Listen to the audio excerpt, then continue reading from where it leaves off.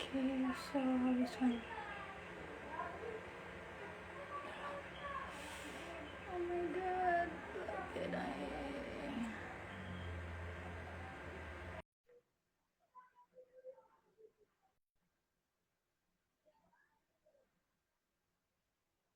Halo, selamat sore. Mana nih dokter Denny? Sore, Sore sore. dok. Oke. Halo dok. Baik, baik, baik. Wah, Siap. kita nunggu, Pendengarnya kita tunggu beberapa teman-teman tunggu gabung dulu ya dok. Masih kita siap, tunggu siap. teman-teman yang lain gabung dulu di Instagramnya. Dokter masih di rumah sakit? Baru, iya, Hai. sampai jam 5. Oke, oke dok, ini udah ada yang gabung. Hai Kak Ajeng. Kita tunggu teman-teman yang lain dulu gabung ya. Siap, Dokter siap. udah, Saya tunggu aja. ini tinggal nunggu pulang aja dok. Kalau ada pasien, kalau ada pasien berarti live-nya terganggu nih. Ini ngomong-ngomong soal PPKM nih dok, di rumah sakit sendiri ke dokter pasiennya apa berkurang atau tetap seperti biasa sih dok sekarang ini karena PPKM kan? Ya, jujurnya sih harusnya nggak bertambah ya. Oh, tetap bertambah ya Harus, dok, karena kayaknya angka ibu yang hamil itu kayaknya meningkat ya dok semenjak pandemi ini. ya, kalau dari angka memang, kalau dari apa, dari faktanya memang yang hamil banyak Hmm. gitu. Itu kan dari tahun lalu ya. Dari tahun lalu demikian. Tapi ya ke rumah sakit kadang-kadang masih mikir-mikir nih. Makanya topiknya hari ini kan seperti ini nih. Oh iya ya. Nah dokter, ini udah ada beberapa teman yang gabung. Kita mau sapa dulu ya dokter. Ada Hai Ajeng, ada Since, ada Andre tadi yang gabung. Hai, sudah gabung. Berarti dokter ini besok kalau minggu dokter kerja nggak dok?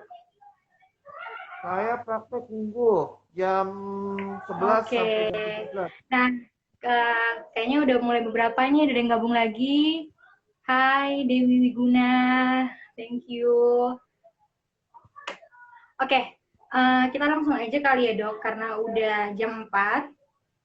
Dan teman-teman, selamat sore semuanya. Kita ketemu lagi di Dikdok, diskusi Karo Dokter, dan hari ini kita akan diskusi bareng bersama Dokter Dani Wiguna, spesialis kebidanan dan kandungan. Nah, seperti yang udah di-share sebelumnya, bahwa hari ini topiknya kita akan bahas tentang persiapan kehamilan dan persalinan di masa pandemi. Mungkin ini topik yang pasti banyak banget yang ditungguin teman-teman. Jadi teman-teman sebenarnya bisa tanya apa aja sih untuk sesi ini, tapi nanti kita akan jawabnya di last session ya dok. Nah, nanti kita akan ngobrol dulu tentang topik yang akan kita bahas tadi, tentang persiapan kehamilan dan persalinan. Teman-teman yang gabung boleh langsung tanya aja pertanyaannya apa, apalagi mungkin perempuan identik erat hubungannya sama pertanyaan-pertanyaan spesialis kandungan dan kehamilan nanti, bisa langsung isi di kolom komentar dan kita akan jawab di last session sama dokter Dani. Sebelumnya dokter Dani, kita akan perkenalan dulu. Mungkin banyak yang belum tahu nih, dokter Dani aktif saat ini praktek di mana aja dok? Mungkin teman-teman ingin tahu dok. Baik, selamat sore sahabat milenial. Saya Dr. Dani Wiguna ya, spesialis kebidanan kandungan. Saat ini saya kerja di Rumah Sakit Siloam. Kalau mau bertemu dengan saya, konsultasi saya memang beragam jamnya. Tapi kalau pastinya itu ya sekitar jam 11 sampai jam 15 lah. Kadang ada saya pagi, kadang saya ada siang. Tapi yang fixnya jam 11.15 saya udah pasti ada di Siloam. Seperti itu. Selain itu, saya juga ada praktik di Rumah Sakit Pantirapi dan Rumah Sakit khusus Ibu dan Anak Sadewa ya, di Babarsari. Seperti itu. Oke, jadi saat ini dokter masih aktif di Rumah Sakit Siloam Yogyakarta, di Pantirapi, dan juga di Rumah Sakit Ibu dan Anak Sadewa ya dok ya? Ya, Oke, nah terima eh, kasih dok, terima kasih banget buat kesempatannya. Sebenarnya tadi kita tuh mau ketemu langsung teman-teman, cuman karena satu dan berbagai hal, kita nggak bisa ketemu langsung sama dokter Dani, akhirnya kita berinisiatif gimana dok kalau kita Instagram live aja. Kayaknya mungkin lebih mudah dijangkau sama teman-teman yang pingin tanya langsung ke kita. Karena kan selama ini kita bahas topiknya tentang apa ya, cukup nggak seperti topik yang sekarang. Karena lagi pandemi dan topik ini kayaknya cocok banget sama ibu-ibu atau calon-calon pasutri yang bersiap-siap. Nah, kita langsung aja nih dok. Jadi karena topik kita kan tadi bahasnya tentang persiapan kehamilan. Nah, pertanyaan dari saya dulu ya dok. Jadi teman-teman saya banyak yang tanyain dokter, kalau mereka nih ada rencana mau menikah, berarti kan sebagai calon pasangan suami istri, mereka lagi bingung banget dok. Kebanyakan teman-teman saya tuh bingung, aku tuh harus gimana ya Po? Kami tuh mau program kehamilan, tapi kan ini kayaknya pandemi kita belum tahu sampai kapan. Dan sebaiknya dari sudut pandang dokter yang sudah melalui 1 tahun di masa pandemi ini, bertemu dengan banyak-banyak klien yang mengalami kondisi hamil, saran dari dokter atau pendapat dokter gimana dok untuk Pak Sutri yang tadi mau program kehamilan? Baik, suara saya jelas sekali ya, terdengar ya? Iya. Jelas ya, karena saya pakai masker double 3 ini, jadi Oh, double suaranya tiga. takut double 3 ini dari pagi. Ya, jadi gini, intinya bagi pasangan yang ingin hamil, ya, ingin hamil, sudah menikah dan ingin hamil, patokannya sebenarnya nggak ada patokan resmi ya, tapi yang jelas kalau Anda berusia di atas 35 tahun, ya, Anda mempunyai risiko ada penyakit penyerta ataupun Anda seperti darah tinggi, diabetes, kegemukan, ya, ataupun nanti ada cadangan sel telur misalnya diperiksa itu mulai berkurang, ya, itu ya sebaiknya jangan tunda gitu, ya, jangan tunda untuk segera hamil.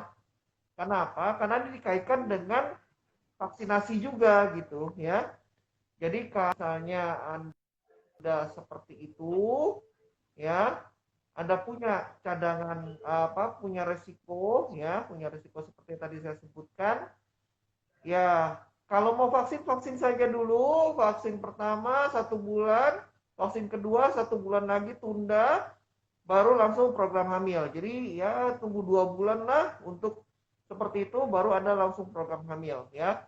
Jadi kalau usia ya 35 tahun lewat 2 bulan gitu, itu masih oke. Kenapa? Karena ini kalau dari literatur, wanita di atas usia 34 tahun, itu cadangan sel telurnya itu mulai berkurang. Jadi tingkat kesuburannya mulai menurun. Jadi ada baiknya memang wanita itu kalau hamil di bawah 34 tahun. Seperti itu ya. Nah, kalau di bawah 34 tahun, mau langsung hamil silakan saja gitu ya. Jadi pandemi ini sebenarnya bukan satu masalah, sebenarnya tidak ada masalah ya. Jadi kalau mau hamil ya silakan saja begitu ya. Nah, cuma memang nanti pada saat hasil tes packnya positif ya terjadi proses kehamilan, nanti ada kalau dari literatur dari dari kebijakan WHO ya, itu memang ada pengaturannya. Jadi nggak di pandemi gini nih takut nih ke rumah sakit dan sebagainya. Dok kan nggak mungkin dok tiap bulan kita datang ke rumah sakit. Memang enggak. Jadi kalau misalnya atau WHO di luar pandemi itu minimal ibu hamil kontrol 4 kali gitu ya. Tapi pada saat pandemi minimal itu ibu hamil harus 6 kali kontrol begitu ya. 6 kali kontrol untuk kehamilannya seperti itu. Jadi 2 kali di trimester 1, 1 kali di trimester 2 dan 3 kali di trimester 3 seperti itu. Jadi memang tidak harus tiap bulan, tidak harus begitu. Jadi nggak usah khawatir ya. Nah, selebihnya nanti kalau misalnya ada yang ingin disampaikan, ada keluhan yang ingin disampaikan ya di luar dari proses emergensi, misalnya ketubannya pecah, ada perdarahan yang nggak jelas dari mana sebabnya, ya. Nah itu kan kasus-kasus emergensi tuh, ya. Atau mules yang konstan, ya seperti orang mau melahirkan, ragu dan sebagainya, ya mungkin itu bisa datang ke rumah sakit. Tapi kalau di luar misalnya, dok aku pusing, aku mual, ya, kok perutku nggak enak, ya, kembung, ya. kok nyeri perut suka kram di bawah. Saya pikir dengan sarana telemedicine itu zaman sekarang itu sudah bukan satu keniscayaan seperti itu. Jadi nggak usah khawatir, mau hamil saja gitu ya. Kita banyak cara kok untuk bisa berkonsultasi. Saya pikir itu. Iya, oke dok, makasih. Berarti tadi karena banyak nih keraguan, kekhawatiran sama calon-calon pasutri yang ingin program hamil karena pandemi, jadi menurut dokter ya kalau silahkan, yang penting itu malah kita harus kenali kita tuh apa ya, resikonya ya malah dok, kita harus tahu malah resiko selain pandemi itu apa. Jadi kalau kita udah tahu menangani resikonya, pasti nanti program hamilnya juga nggak akan kenapa-napa ya dok, walaupun lagi pandemi ya. Iya, betul. Tapi Ya. yang penting pada saat nanti program hamil dan pada saat nanti hamil, nah Uh-uh. ini yang paling penting. Jangan sampai terpapar sama COVID, itu masalahnya. Kan gitu. Ya. Oh, Jadi tugas Anda dan pasangan tolong jagalah diri masing-masing ya, komitmen bahwa saya harus prokes ya. Prokes itu ya jangan sampai cuma hanya sebagai lip sync ya, cuma hanya pemanis bibir gitu ya. Itu bukan. Prokes itu iya. benar-benar prokes ya. Nanti tanya nih sama Bu Ivo nih, ya. Nah itu prokes tuh ya seperti ini. Jadi masker itu ya memang harus masker fit di muka, tutup dari hidung, pangkal hidung sampai dengan dagu seperti saya seperti ini, ya. Di pipi yang sebelah sini dan pipi sebelah sini itu fit, nggak pernah ada celah, ya. Jadi pilihlah masker yang sesuai dengan muka begitu, ya. Karena sekarang varian Delta ya katanya kononnya bisa menyebar, kita kepapasan gitu ya, sama-sama nggak pakai masker. Kepapasan aja, dapat 10 detik gitu, cuma say hai gitu, selamat sore gitu ya, misalnya sama-sama ngomong nggak pakai masker. Itu kena ke kita itu dalam 10-15 detik. Bayangkan, Iya. ya. Jadi pakai masker yang penting, ya. Iya dok. Begitu. Wah dokter, bagus banget nih. Jadi acuan kita semua untuk cara pakai masker memang harus seperti itu ya. Kalau bukan kita melindungi diri kita, siapa lagi ya dok? Apalagi kalau mama Ya, papa, Pak Sutri yang mau punya anak ya memang harus komitmen buat jaga protokol kesehatan, apalagi di masa pandemi kayak gini ya dok ya. ya, Oke dok. Ini lanjut ya dok. Tadi kan oke nih, calon-calon Pak Sutri udah nggak khawatir nih. Oh oke, kita mau program kehamilan, kita udah tahu resikonya dengan prosesnya seperti apa. Nah, anggaplah bagaimana kondisi jika ada ibu hamil atau mereka yang tadi sudah melakukan program kehamilan lalu oke nih hamil, wanitanya hamil lalu pasti banyak, tetap pasti ada, kekhawatiran itu ada dong dok. Apalagi pandemi kayak gini kan dok. Misalnya anggaplah saya orang awam aja itu pasti mikir, aduh kalau saya nanti positif, kalau saya lagi hamil, kira-kira nanti anak saya gimana ya? Nah itu mungkin ketakutan yang paling besar yang muncul di pikiran ibu-ibu hamil gitu dok. Menurut dokter gimana seharusnya yang harus dilakukan atau direncanakan dok ketika hamil di masa pandemi? oke. Jawabannya cuma satu, mencegah lebih baik daripada mengobati dan terjadi. Betul. Oke. Nah, mencegah itu dengan cara apa tadi? Ya itu tadi. Cuma hanya modal masker kok. Ya, hanya Oke. masker. Ya. Kalau hand sanitizer itu dibawa, nggak dibawa itu, ya sebaiknya memang dibawa. Kalaupun memang nggak dipakai, ada sabun kok buat cuci tangan. Ya, jadi tolonglah itu masker itu senjata yang paling utama. Senjata utama masker nomor 2, disiplin dan kemauan kita. Ya, makanya sekarang kan banyak tuh meme-meme itu ada yang bilang 5M, 6M, bahkan ada yang 12M ya. Berdoa lah apa, pokoknya dikait-kaitkan dengan ibadah agama gitu ya. Mau 12M, 13, tapi menurut saya cuma satu M aja lah, saya percaya itu ya. Manut tok, wes pokoknya ya. Manut Ya, ya. tok, wes pokoknya ya itu cuma manut aja gitu, manutnya ya udah manut aturan gitu ya, karena biar bagaimanapun mencegah itu lebih baik. Kenapa? Kita mencegah untuk diri kita, suami untuk istri, istri untuk anak, suami untuk anak, dan keluarga kita. Itu yang paling pertama. Nah sekarang kalau misalnya nanti ya namanya penyakit ya, ternyata kena nih positif gitu kan, gitu ya, positif. Nah, kalau dia positif, memang dari kejadian ini laporan dari dari organisasi ya. Jadi data dari April 2020 sampai dengan 2021, itu saya pikir di awal-awal, itu angka positif yang dilaporkan sekitar 500-an. Ibu hamil. Dan ibu hamil, iya. Dan itu data itu dari sekian itu 51%, ya 52% itu tanpa gejala. Anda bisa bayangin, separuhnya tidak bergejala, luar biasa. Ya. Oh. 72% katanya itu terjadi di trimester 3. Jadi trimester 3 itu di kehamilan 28 sampai dengan persalinan, seperti itu. Nah, sering terjadi di situ. Dan angka kematiannya itu bisa sampai 4%. Kebutuhan akan NICU dan ventilator itu kurang lebih sekitar 5%. Jadi Anda bayangin aja, ya. Jadi betapa hebatnya ini. Nah, sekarang pertanyaannya, kenapa ibu hamil kok bisa kena? Kan gitu. Iya, Dok. Ya. Nah, ini yang paling penting. Jadi dalam satu, mungkin kalau yang ikut kemarin dengar saya live di Smart FM, ya saya akan ulang aja. Bahwa seorang ibu hamil, dia akan memproduksi hormon progesteron. Hormon progesteron ini yang akan mempertahankan kehamilan. Ya, hormon progesteron yang akan mempertahankan kehamilan. Ya, jadi dia membesarkan bayi kita supaya bayi kita bisa jadi tumbuh. Ya, tiba pada saatnya nanti proses persalinan seperti itu. Nah, si progesteron ini itu membentuk yang namanya PIBF. Progesteron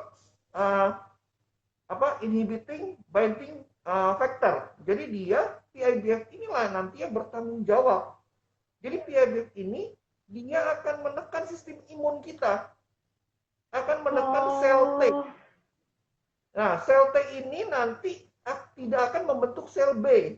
Nah, sel B ini nanti yang berperan pada bentuk antibodi. Nah, jadi bisa bayangkan, jadi kalau PIBF ini karena proses kehamilan yang memang ingin melindungi bayi itu, ya, dia menekan sistem imun kita, antibodinya nggak akan terjadi gitu. Kalaupun punya antibodi, paling nggak sebanyak yang wanita tidak hamil. Maka jangan heran, orang hamil itu rentan sekali punya terkena infeksi apapun, bukan hanya COVID-19.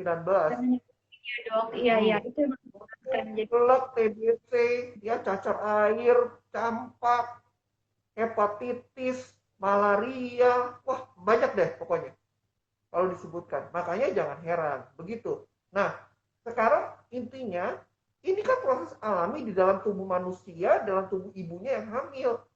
Jadi Anda harus mengerti itu gitu. Kalau aku hamil, hormonku hanya memprotes bayi. Tapi di satu sisi dia menekan sistem kekebalan. Jadi artinya kalau orang hamil imunnya nggak bagus. Nah ini yang perlu dimengerti dulu. Kalau imunnya nggak bagus, apa yang saya mesti kerjakan gitu? Tentu kan dengan menaikkan imun, ya.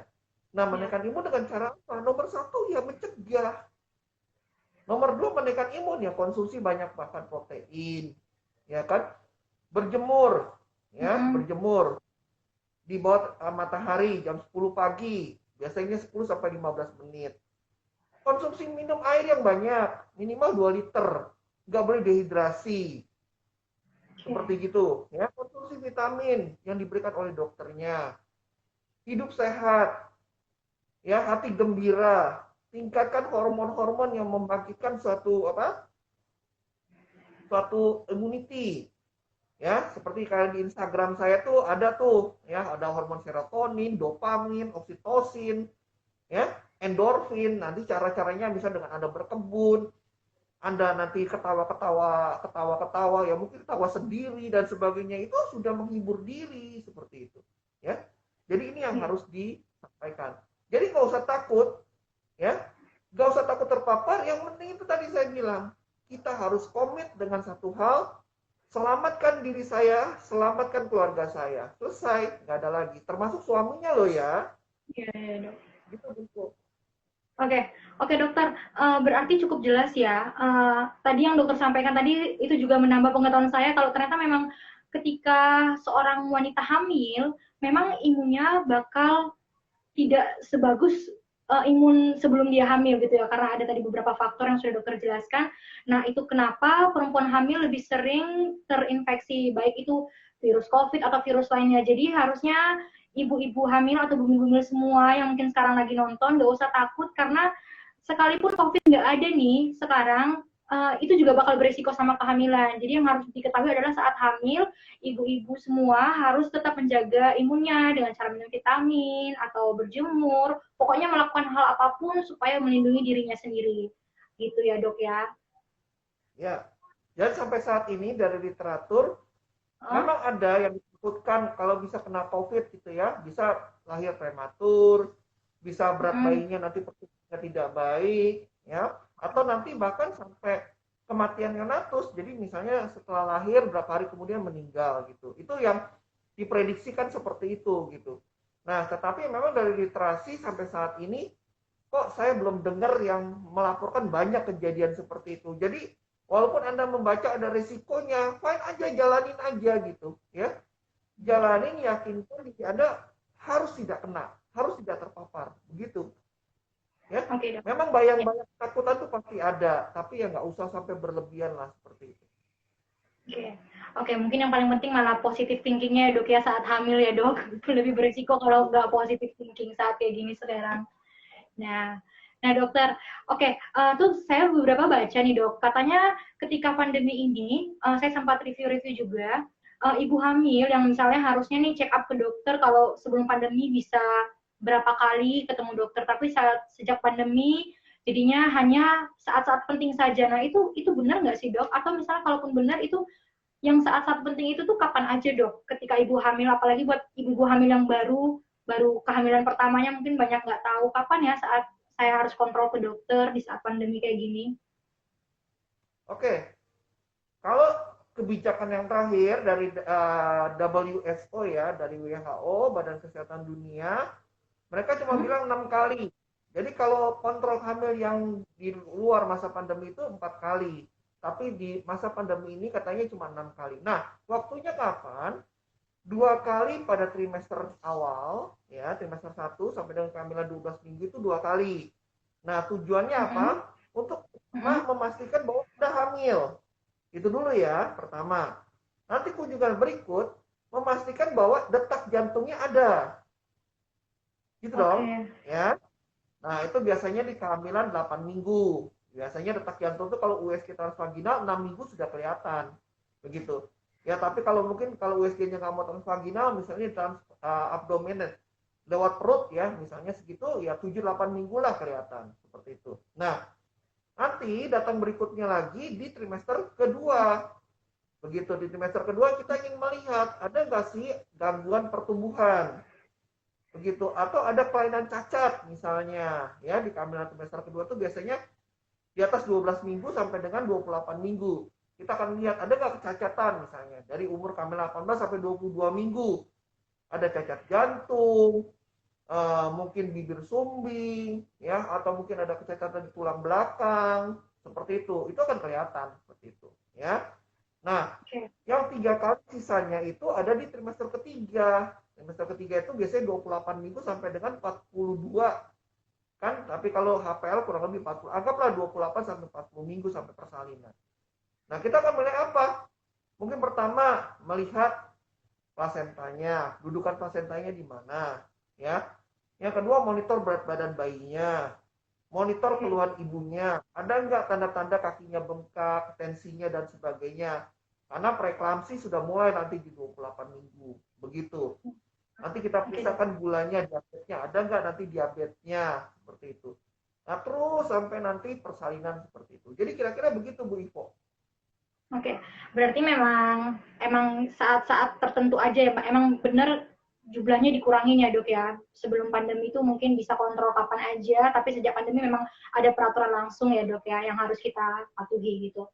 Oke dok, nah ini proses yang terakhir nih dok, misalnya sudah hamil, sudah melalui proses tadi, nah ketika saat-saat terakhir nih, ketika ingin persalinan, wah ini pasti mungkin sebelum pandemi ada pun saat-saat persalinan juga saat-saat yang menegangkan ya dok, banyak yang bingung, banyak yang nggak tahu mau gimana persiapannya, apalagi ini kita lagi pandemi dokter. Nah dokter yang sudah melalui 1 tahun ini, dengan pasien-pasien persalinan dengan berbagai cara. Nah, dokter bisa kasih pendapat atau saran nggak dok, apa sih yang harus dilakukan persiapan-persiapannya ketika ingin persalinan? Ya, jadi kalau kan ini batasan apa kunjungannya sudah dibatasi ya. Jadi Hmm. kan termasuk senam hamil tuh.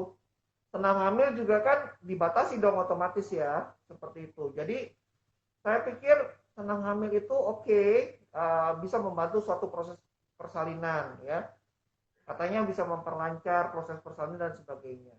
Oke, tetapi kalau dalam pandemi seperti ini, toh kelasnya untuk senam hamil juga dibatasi jumlahnya. Otomatis kan mungkin kita tidak dapat kuota kan seperti itu. Nah, caranya ya tentu olahraga lah ya. Olahraga dengan olahraga ringan yang melemaskan otot, ya punggung dan sebagainya. Nah, kalau kaitannya nanti persiapan persalinan, tentu ini suatu masalah yang agak krusial juga dalam artian gini, semakin kita besar proses apa usia kehamilannya, tantangannya banyak gitu. Pertama, makin tidur karena perutnya besar kan, besesek ke atas, makin susah tidur. Kalau tidur juga kadang-kadang merem 2 jam, nanti buka matanya 5 jam, kan begitu. Satu sesak, yang kedua karena tekanan apa desakan rahim ya, karena rahim makin besar. Yang kedua mungkin susah tidurnya lagi karena sering WC bolak-balik begitu ya. Nanti sebenarnya. Nah, jadi sekarang caranya bagaimana? Ya caranya kita harus pinter gitu. Ini ada masalah nih, kalau malam aku susah tidur gitu. Ya. Jadi kalau malam itu manfaatkan sekali gitu tidurnya.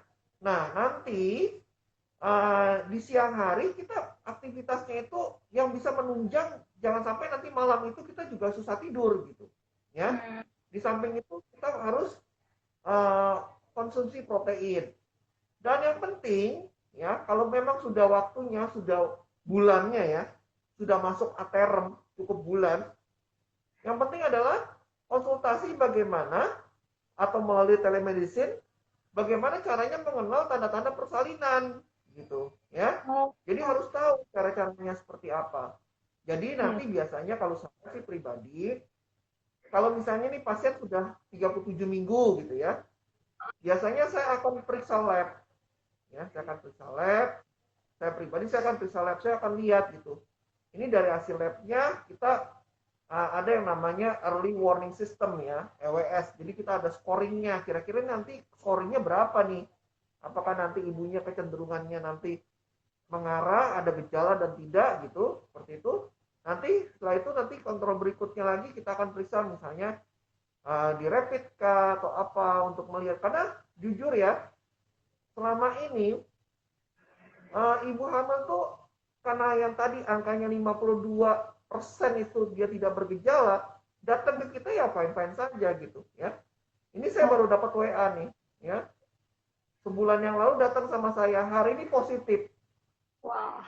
Ya, hari ini positif. Ya, bisa bayangkan tuh, saya nggak tahu nanti tertular di mana dia, saya nggak ngerti. Jadi hati-hati sekali ya. Jadi kalau misalnya nanti dalam proses persalinan di rumah sakit, ya tentu kalau misalnya Anda positif, nanti perlakuannya beda dengan yang tidak positif, begitu. Baik persalinan normal maupun dengan persalinan tindakan, seperti itu. So far, nggak nyaman lah kalau sampai Anda positif, seperti itu. Ya, pasti akan perlakuannya beda. Artinya, perlakuan beda tentu nanti, kan kalau persalinan normal kan ya mungkin kita APD-nya, mungkin APD seperti saya gitu ya, sekarang APD 2. Nanti kalau persalinan dengan COVID, nanti APD-nya bisa APD 3, kita udah kayak robot gitu loh yang pakai ya semuanya rapat. Hah? Dokter sampai pernah ngalamin? Enggak. Kalau saya justru ya pokoknya jangan sampai dapat APD 3 lah. Cukup APD 2 aja. Ya justru dari awal intinya kita kerjasama gitu. Kalau saya menyampaikan sama pasien saya, yuk kita kerjasama. Apapun yang saya sampaikan, dia bisa dimengerti, bisa dinalarkan, bisa diikuti. Kalau kurang, japri lah gitu. Japri by Instagram atau by WA, dok gimana yang terbaik seperti apa aja. Selama ini saya sih cukup cukup nyaman dengan pasien-pasien saya ya melalui komunikasi dua arah yang efektif lah seperti itu. Oke. Oke dok, berarti malah yang paling penting itu adalah saat-saat mendekati persalinan harusnya bumil itu sudah tahu ya, yang beresiko itu sebenarnya semakin apa ya dok, semakin lama ya, maksudnya semakin umur kehamilannya itu malah semakin beresiko ya dok ya. Ya, karena datanya kan tadi saya sampaikan, datanya di April itu ya, April 2020 sampai dengan 2021, 72% itu positifnya di trimester 3. Anda bisa bayangin aja di lahir kehamilan gitu ya. Ya kita bisa maklumi saja di trimester 3 itu kenapa? Semakin dia hamilnya makin membesar, progesteron itu semakin tinggi untuk mempertahankan kehamilan. Otomatis represi terhadap kekebalan tubuh semakin dipres, semakin tinggi. Otomatis imunnya yang mungkin nilainya 10 bisa turun jadi 5. Nah, itu persoalannya. Jadi bisa saja dimungkinkan seperti itu. Yang kedua, daya tahan tubuh ibunya menurun. Kenapa? Karena kalau udah hamil besar, ya udah mager, malas gerak, malas berjemur, napas pendek, ya kan? Terus kemana-mana susah, bawa-bawa perut yang besar, tidur terganggu, sering buang air kecil, makan kadang-kadang nggak mau, banyak problem. Begitu. Oke dok. Oke dok, jadi bumil-bumil semua yang lagi nonton jangan khawatir, malah yang harus tetap bumilnya yang harus cari tahu, tetap juga kalau bisa konsultasi ke dokternya, apalagi mendekati hari lahirnya, semuanya dikomunikasikan dan tahu. Tadi penting banget tuh tanda-tanda kelahiran itu seperti apa sih, karena kan jangan sampai kita sendiri yang lagi hamil nggak tahu nih kalau akan melahirkan atau nanti tanda-tandanya seperti apa. Jadi itu penting banget ya dokter. Oke dok. Betul.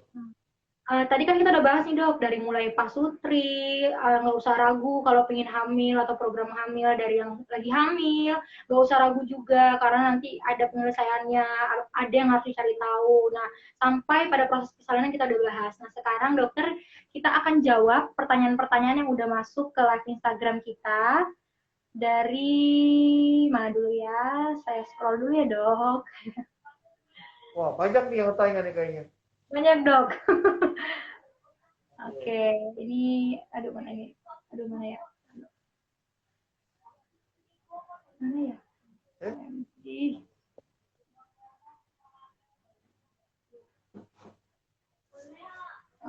Bentar dok. Teman-teman boleh langsung tanya ya. Kita udah masuk ke sesi tanya jawab. Yang mau tanya boleh langsung di komen aja. Ini aku lagi scroll pertanyaan yang pertama. Nah ya dok. Susah apa gampang nih? Nih dok, dari Tita Chandra. Halo dokter Dani, saya Tita. 2 tahun lalu saya kuret dengan dokter. Puji Tuhan, sekarang saya sudah hamil 6 bulan dengan keadaan sehat. Di situasi pandemi ini, tantangan luar biasa bagi ibu hamil. Oh, ternyata bukan nanya dok, tapi mau kasih kesan dok. Wah, mungkin kemarin sudah melalui konsultasi, tapi bisa hamil lagi, semangat ya. Itu dok, pastinya dok. Dari Tita. Selamat. Lalu, ini Tita lagi ngelanjutin. Saya mau tanya dok, oh ternyata mau nanya dok. Saya mau tanya, persalinan yang baik, persalinan yang baik lebih baik, waduh, ini bawa brand dok, lebih baik di RSU atau RSKIA dok, sementara RSU banyak pasien COVID. Oh mungkin ini anggaplah dok, pertanyaan ini mungkin juga mewakili mama papa yang ingin menentukan rumah sakit, mungkin dokter boleh mentionnya, nggak apa-apa kali dok. Oke, begini. Logikanya, ya, sekarang pasien COVID itu pada semua usia dan pada semua keadaan. Tidak terkecuali ibu hamil. Ya. Memang di awal-awal trennya, ini fakta ya, yang namanya RS rumah sakit umum ya, entah swasta, entah negeri itu, pemerintah punya, itu jumlah pasien itu, pasien yang kontrol hamil, itu menurun. Ini fakta. Saya tanya-tanya, kenapa? Dok, aku takut dok, itu kan rumah sakit umum. Semua pasien bisa katanya. Oke, jadi karena saya praktek di RSKIA, ya, wah pasien meludak di RSKIA. Karena dia pikir kan persoalannya RSKIA eh, tidak ada perawatan pasien COVID ya. At Mm-mm. least pada saat perkembangan dulu itu memang nggak banyak. Tapi pada saat sekarang, di mana ibu hamil juga sudah mulai banyak, ya RSKIA pun juga akan sama seperti itu. Jadi tidak ada perbedaan antara periksa di rumah sakit umum dan RSKIA. Monggo silakan nyaman itu di mana. Yang penting kalau buat saya, kita mau kontrol dimanapun dengan siapapun. Pertama, ibu harus protek dulu diri sendiri, gitu. Ya, jadi pakailah masker. Sekarang masker yang diizinkan ya, yang direkomendasi itu masker yang 2 lapis. Ingat ya, 2 lapis. 2 lapis, Yang oke dok. pertama, ya, yang pertama itu masker bedah seperti saya ini warna hijau biru ya. Sekarang kadang ada yang pink lah, ada yang macam-macam warnanya. Maka masker bedah, surgical mask. Nah, nanti yang di luar itu adalah masker kain. Nah, masker kain yang bagaimana? Masker kain yang 3 lapis, ya, dibuat dari katun yang porinya rapat. Jadi bukan hanya asal katun, tapi katun yang porinya rapat. Oke. 3 lapis. Jadi bukan scuba loh ya. Nih ibu-ibu saya sering ketemu tuh, saya berapa kali di Siloam itu. Kalau pas dapat terima itu maskernya udah benar nih dalamnya. Luarnya scuba. Ya, itu tidak Iya. direkomendasi. Ya, Oke. jadi kalau rumah sakit manapun oke Bu, nggak usah takut. Yang penting kita protek diri kita. Intinya itu. Oke, berarti nggak usah sebenarnya rumah sakit itu sama aja dok. Tergantung nyamannya juga, pasien lebih nyaman di mana, sama dokter siapa. Dan yang penting ya pasiennya harus bisa jaga diri ya, protek dirinya dan keluarganya nomor satu. Oke, itu dari Kenapa? ibu. Gimana dok? Kenapa masalahnya? Kita duduk sebelah-sebelahan toh dengan orang lain kan?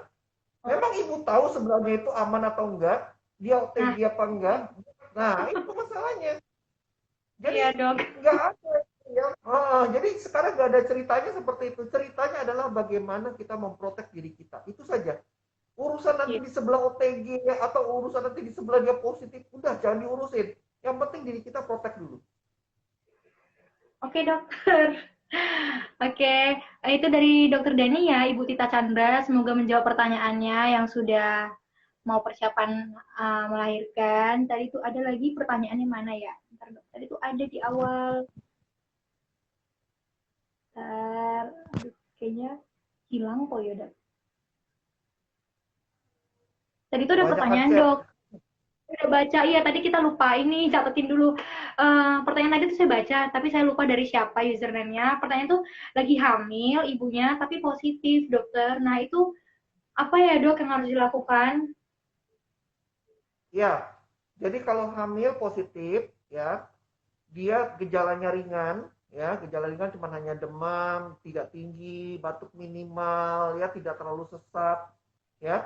Kita bisa isoman. Nah, sekarang yang penting adalah pada saat isoman, pertama kita harus yakinkan tempat kita isoman itu benar apa enggak, mampu enggak itu, ya. Jangan cuma isoman tok gitu. Jadi misalnya kita punya kamar cadangan nih, ya, yang terpisah dari orang lain atau dari anak-anak, ya, misalnya seperti itu. Yakinkan itu, ya. Kalau itu tidak bisa, nah itu ya gimana caranya mau isoman di rumah kan seperti itu ya. Nah, yang kedua, jangan lupa pada saat isoman kita harus menjaga juga memaintain diri kita. Ini hamil gitu ya.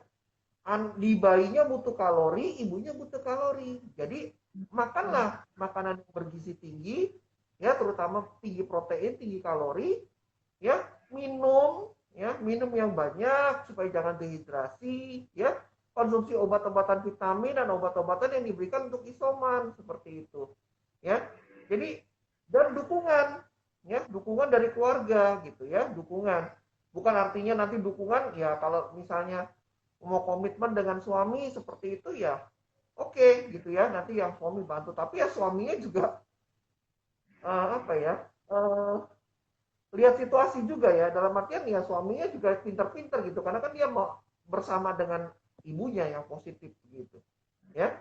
Oke. Jadi kalau misalnya Oh, ibunya masih bisa diri sendiri ya jalan aja gitu ya. Dan dukungan dari keluarga itu penting lah. nomor satu ya dok, dukungan dari keluarga ya benar banget. Jadi buat semua bumil-bumil mungkin yang lagi mungkin mengalami masa sulit, lagi hamil tapi ternyata positif, nggak usah patah semangat. Lihat kayak kata dokter Dani tadi, kalau gejala masih ringan, temukan tempat isoman yang paling aman untuk keluarga dan untuk diri kita sendiri. Tapi kalau memang butuh perawatan oleh tenaga kesehatan, ya silakan cari sebaik-baik mungkin gitu ya dok. Jangan ditunda-tunda. Oke dok, ini ada pertanyaan tadi masuk melalui Instagram juga ya pertanyaan itu.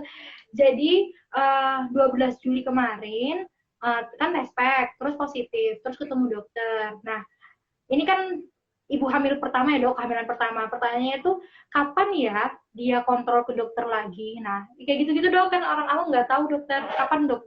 Kalau lagi pandemi kayak gini dok. Oh oke, ya ini pasien saya kah?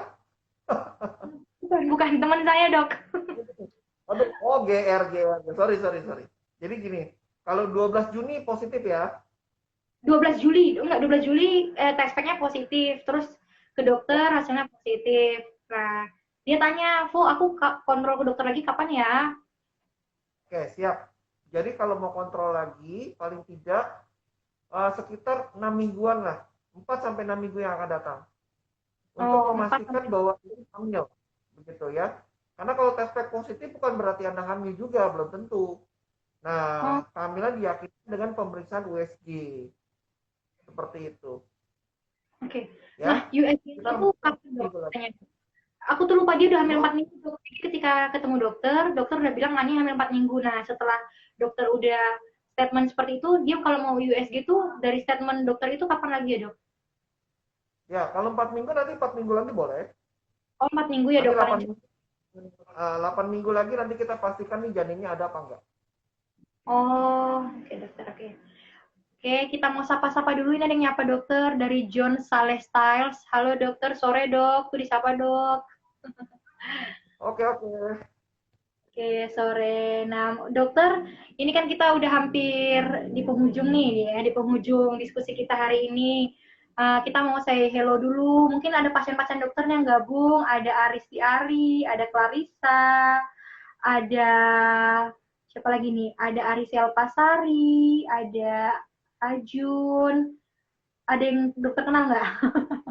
Ada Tika, Oh, ada Ida, ada Sylvia, ada Tita. Wow, lumayan banyak nih. Ada Vita Akbar. Hai teman-teman semua yang udah gabung. Mama Papa. Hai, ada Erni, ada Rika, ada Andrew, ada Angel, ada Ling. Lumayan nih dok. Nah dokter, dari dokter yang sudah melalui 1 tahun terakhir selama masa pandemi ini, dokter juga ikut berjuang bersama-sama ibu hamil yang berjuang juga.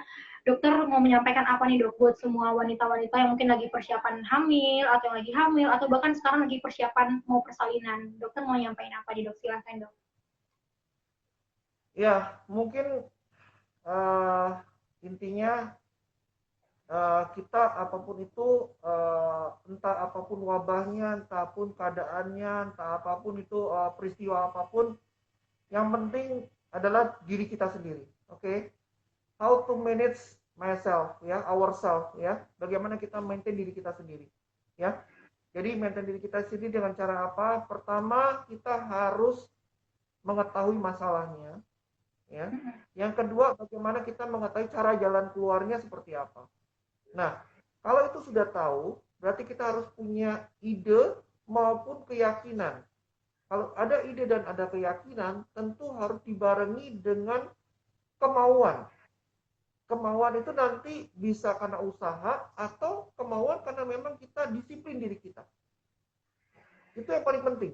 Karena tanpa itu semua, ya, terutama dalam pandemi seperti ini, kita akan menjadi agent untuk menularkan orang lain. Begitu, ya. Anggaplah kita tidak menemukan orang sekitar kita, kita bisa menemukan dengan orang rumah seperti itu, Iya dok. ya. Jadi dia bisa menurunkan ke suaminya, suaminya bisa menurunkan kepada apa? Kepada istrinya. Dan jangan lupa bagi ibu-ibu ya, bunda saat bunda maupun teman-teman di sini yang sudah punya putra putri dan hamil lagi, tolong ingat ya bahwa anak-anak kita nih sekarang yang sudah masa sekolah ya, entah dia nanti TK, SD, SMP, SMA dan sebagainya, ingat bahwa COVID-19 ini yang varian baru Delta ini juga banyak menyerang anak-anak. Ingat ya, banyak menyerang anak-anak. Dan faktanya di lapangan banyak sekali. Itulah sebabnya kenapa sekarang pemerintah gencar ya memberikan vaksinasi walaupun sebatas usia 12 sampai 18 tahun. Karena memang usia segitu barangkali tingkat bermainnya, tingkat pengenalan temannya itu lebih banyak daripada anak yang di bawah 12 tahun ya, seperti itu. Jadi samping itu pertimbangan daripada trial-trialnya, penelitian tentang vaksin itu memang di antara umur-umur sekian begitu ya. Jadi itu yang saya mesti berikan garis bawah, bahwa kembalilah kita harus percaya diri kita, jaga keselamatan diri kita dengan apa? Dengan disiplin, dan buatlah hati kita senang, gembira ya. Nanti kalau mau tahu caranya senang dan gembira, gabung di Instagram saya ya. Dance.ikario, di situ ada tertulis bagaimana menyemangati diri sendiri, membuat kita bahagia. Saya pikir itu di situ ada poin-poinnya ya. Nanti ibu mesti cara apa ada seperti itu. Saya rasa itu Ibu. Iya, thank you dokter. Nah, emang yang paling penting itu sekarang itu kita stay safe dan stay sane ya dok. Itu bener banget. Kalau kita nggak waras, wah kita bener-bener pandemi ini yang can killing us ya dok ya.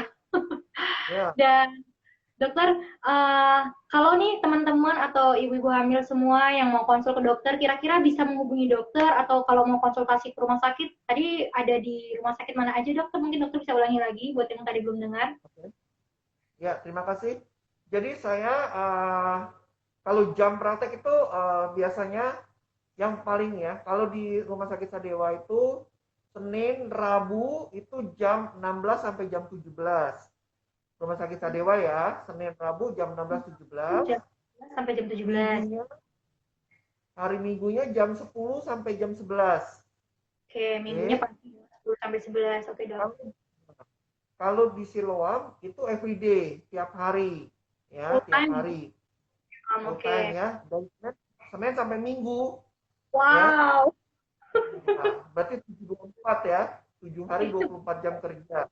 Itu itu di Rumah Sakit Siloam kalau misalnya mau fix ketemu ya sekitar antara jam 11 sampai jam 15 lah. Ya, 11 sampai 15 itu biasanya saya lebih banyak di jam-jam itu gitu ya. Dari Nah, pagi sampai sore ya. selebihnya Oke. ya, selebihnya yang pagi itu ada di Panti Rapi.